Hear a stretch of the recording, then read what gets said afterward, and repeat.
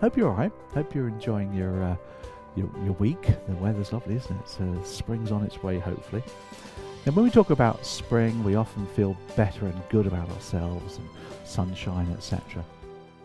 And that's what influencing customers is about. It's about using your skills as a communicator to be able to influence people. So that's really the topic that we're looking at, influencing. Now, influencing, I think, is a great word to use when we think about selling, because influencing is very much pull. You're pulling people towards the objectives that you've both got. They've got the objective, you've got the objective. You're pulling them towards action, effectively. It's not pushing, it's not manipulation or persuading. Those things are not good, are they? Influencing is good. And the one I want to share with you comes from the NLP toolbox. Now, I talk about NLP a lot, you know that. And I talk about an NLP toolbox, which is a metaphor. I do a bit of DIY at the weekends. Well, it wasn't DIY, I just put a couple of pictures up on the wall, which is not DIY, isn't it? Went to the toolbox, got a spirit level, got a hammer, I got some picture frame hooks and a tape measure, and I put these pictures up on the wall, which were lovely. Now, in advising or communicating with people, at any given time, you go to your NLP toolbox. And your NLP toolbox has got a number of tools in there that you would use at random according to the situation. And I talk about 15, 16 different tools. It's in my book as well. You might want to get hold of that. But the one today is called pattern interrupting. Pattern, there you go, interrupting. Now, that's a big word to spell on a Monday morning, isn't it? Pattern interrupting, pattern interrupts. And I was reading about wasps. Of course, wasps are a bit of a pest, aren't they? But they do a lot of good, apparently. And badgers. So that's got your attention, isn't it? And that's what pattern interrupting is. It's about getting your attention with a slight interruption in the pattern in which you're going on. Now, I was talking about NLP and influencing. Suddenly I talked about badgers. Completely different topic. And that's the point. It's quite a simple tool. You interrupt the pattern that the customer and you are on. I'll come back to the badger thing at the end for you as well, which is pretty cool. So where would you use a pattern interrupt? Well, you'd use it when you need to get some special attention from your client. Maybe you've been chit-chatting and rapport building and you want to get into business. You might want to use it then as well. Maybe you've gone down an alleyway of a conversation that you want to come back out again and do something else. Maybe you just want to change the topic. Maybe you've had some mild pushback on something and you just want to just move on to a different topic and just park it. That's where you would use pattern interrupting. So there's plenty of uses. So how does it work then? Well, quite simply, you do or say something that's unusual. That's all. A couple of examples for you. You might say, oh gosh, is that the time? It's just, it's not pretty brilliant, is it? But it kind of just interrupts things, isn't it? So is that the time? So you quickly look at your watch. There might be a noise or something, you know, a wasp in the room or something. Or, oh, did you hear that? Yeah, it might be one as well.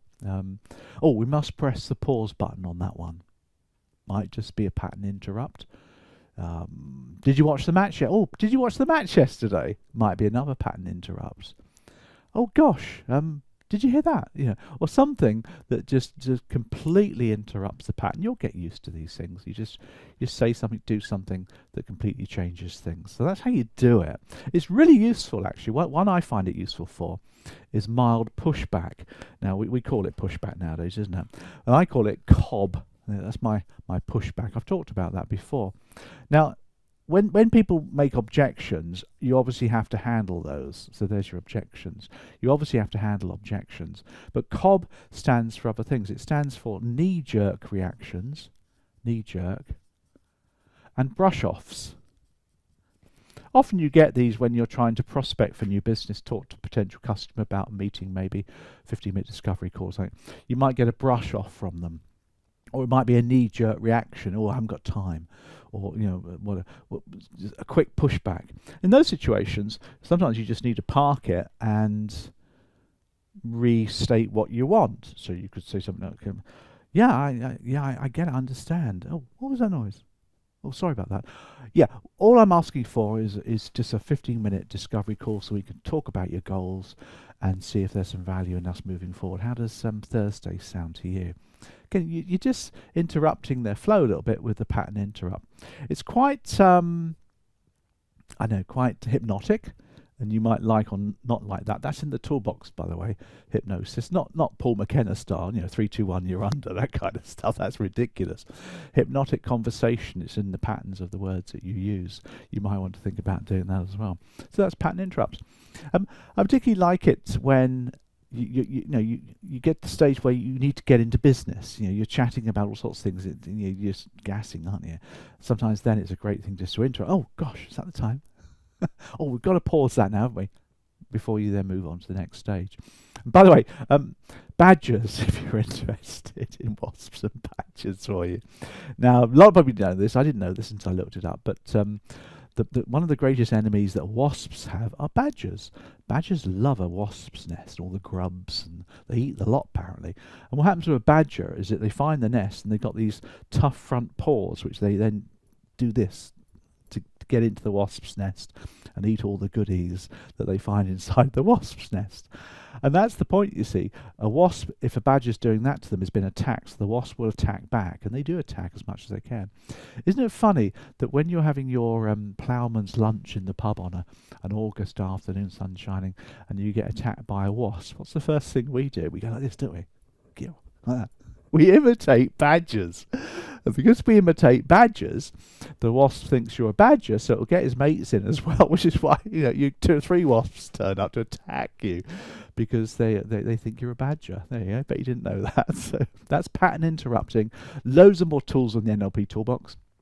I'll share these with you if you're interested as we progress. But they're good, they're ethical, they help the meeting move along to the right conclusion, which is absolutely what everybody wants to do.